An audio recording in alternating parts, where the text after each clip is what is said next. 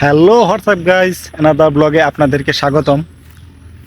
বাড়িতে আসছিলাম, মনে করছিলাম যে একটু সুখে দিন কাটাবো, কিন্তু কাটাতে পারছি না।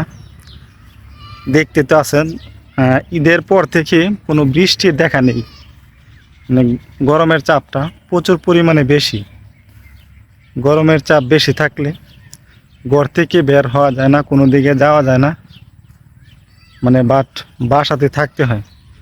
বাসাতে থাকতে থাকতে বোর হয়ে গেছিলাম, তাই বিকালবেলা একটু হাঁটতে বের হই।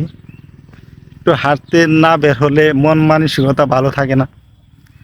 মানে একটা ঘরে আপনি কত ঘন্টা থাকতে পারবেন সেটা আপনি নিজেই জানেন। মানে বেশিক্ষণ থাকা যায় না।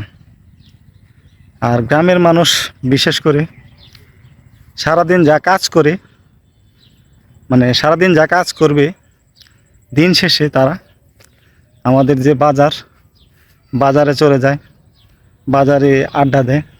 মানে এটা হচ্ছে আমাদের গ্রামের রুল।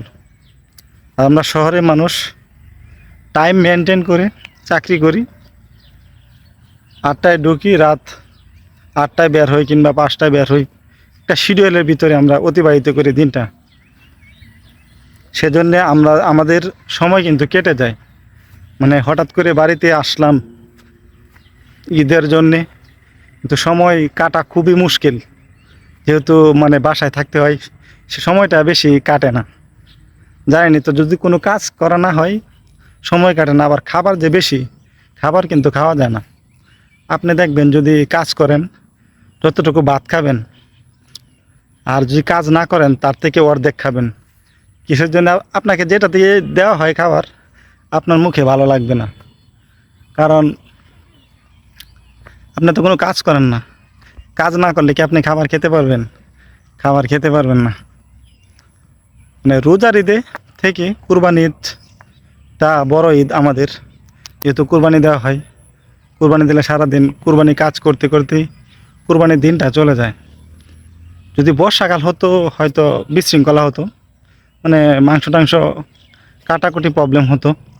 যেহেতু মানে বৃষ্টি হয়েছে না, সেজন্য বেশি একটা সমস্যা হয় নাই।